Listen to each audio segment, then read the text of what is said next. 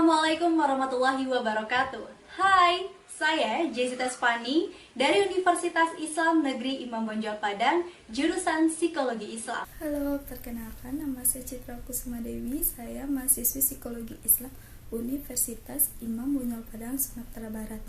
Perkenalkan, saya Trianisha, BP17, jurusan Psikologi Islam, mahasiswa Universitas Islam Negeri Imam Bonjol Padang.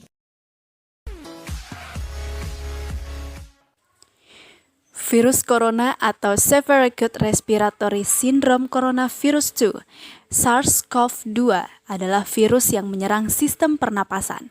Penyakit karena infeksi virus ini disebut COVID-19. Virus corona bisa menyebabkan gangguan pada sistem pernapasan, pneumonia akut, sampai kematian. Severe Acute Respiratory Syndrome Coronavirus 2 (SARS-CoV-2) yang lebih dikenal dengan nama virus corona adalah jenis baru dari coronavirus yang menular ke manusia. Virus ini bisa menyerang siapa saja, baik bayi, anak-anak, orang dewasa, lansia, ibu hamil, maupun ibu menyusui. Infeksi virus ini disebut COVID-19 dan pertama kali ditemukan di kota Wuhan, Cina pada akhir Desember 2019.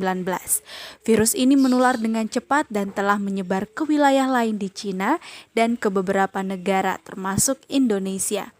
Hal ini membuat beberapa negara di luar negeri menerapkan kebijakan untuk memberlakukan lockdown dalam rangka mencegah penyebaran virus corona. Di Indonesia sendiri diberlakukan kebijakan pembatasan sosial berskala besar atau yang disebut dengan PSBB. Penyebaran COVID-19 telah meluas di seluruh wilayah Indonesia dan telah banyak menimbulkan korban jiwa, sehingga mengakibatkan banyaknya keresahan, kekhawatiran, dan kecemasan di tengah masyarakat. Situasi tersebut dapat memicu peningkatan gangguan psikologis di tengah masyarakat, seperti gangguan psikosomatik dan panik buying. Gambaran yang terjadi di tengah masyarakat menunjukkan bahwa merebaknya virus corona menyebabkan kita merasa kehilangan perasaan untuk bisa mengontrol diri. Jadi semacam kehilangan sense of control dalam mengendalikan situasi yang terjadi pada diri kita sendiri. Seperti perasaan takut akan tidak adanya kebutuhan barang pokok di pasaran, bisa lebih intens karena maraknya beredar informasi yang keliru atau tidak meyakinkan. Saat krisis Universitas Indonesia Diki Palupesi menganalisis bahwa perilaku masyarakat Indonesia membeli barang dalam jumlah besar tiba-tiba panik buying akibat pandemi virus corona. Di antaranya adanya informasi yang beredar yang tidak jelas atau tidak utuh yang diterima oleh masyarakat, sehingga inilah yang menjadi penyebab munculnya kecemasan di tengah masyarakat. Untuk mengatasi perilaku ini, Diki Palupesi meminta kepada pemerintah mencegah beredarnya berita hoaks di tengah masyarakat dan juga meminta kepada media untuk menginformasikan berita yang jelas dan akurat agar terhindar dari panik buying di tengah masyarakat. Diki juga menyarankan agar pikiran kita harus tetap rasional. Rasionalitas ini harus menyelimuti diri sendiri sehingga rasa cemas dan panik di dalam diri kita dapat hilang. Intinya, kita harus berpikir secara rasional dengan berbelanja secukupnya.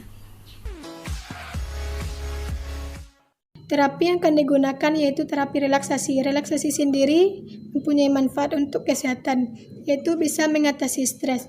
Tekanan stres yang tinggi bisa menyebabkan beberapa penyakit seperti penyakit jantung, sakit kepala, serta gangguan kecemasan dan depresi. Begitu buruknya dampak stres bagi kesehatan, sehingga kita bisa mengelolanya dengan baik. Relaksasi tidak perlu rumit untuk melakukannya serta tidak membutuhkan waktu yang lama dan tidak membutuhkan biaya yang mahal. Relaksasi bisa kita lakukan sendiri, baik itu di rumah dan mengajak teman serta mengajak keluarga. Teknik relaksasi yang dilakukan yaitu yang pertama, latihan pernapasan dengan cara menarik napas panjang secara perlahan, bisa untuk meredakan stres. Caranya, atur posisi tubuh senyaman mungkin, tarik napas panjang secara perlahan, lalu hirup udara melalui hidung dan keluarkan melalui mulut. Lakukanlah kegiatan ini setiap hari sehingga kita bisa menjadi tenang dan tubuh menjadi rileks. Teknik yang kedua yaitu teknik meditasi. Meditasi dilakukan dengan cara posisi tubuh duduk di lantai dan melipat kedua kaki.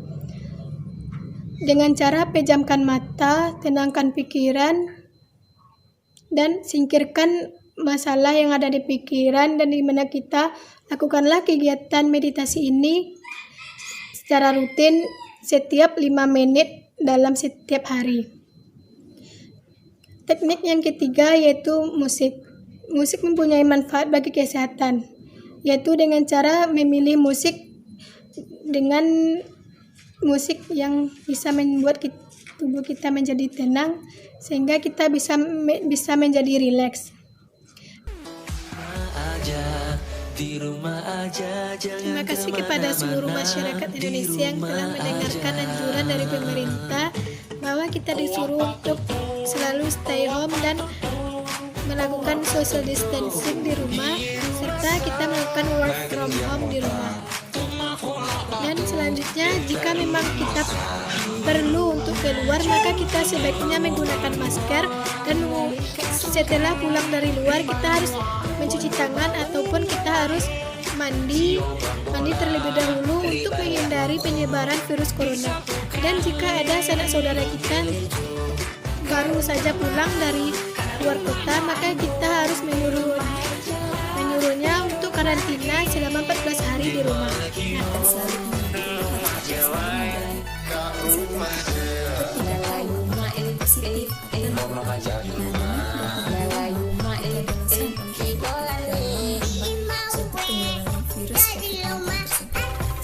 Oleh karena itu, masyarakat dihimbau agar kepanikan dan kecemasan tidak berlangsung lama.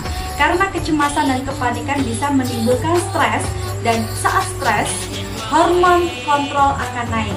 Jadi, saat hormon kortisol tinggi, imunitas tubuh akan menurun. Itulah yang dikatakan oleh psikolog Rumah Sakit Adi Husada Surabaya.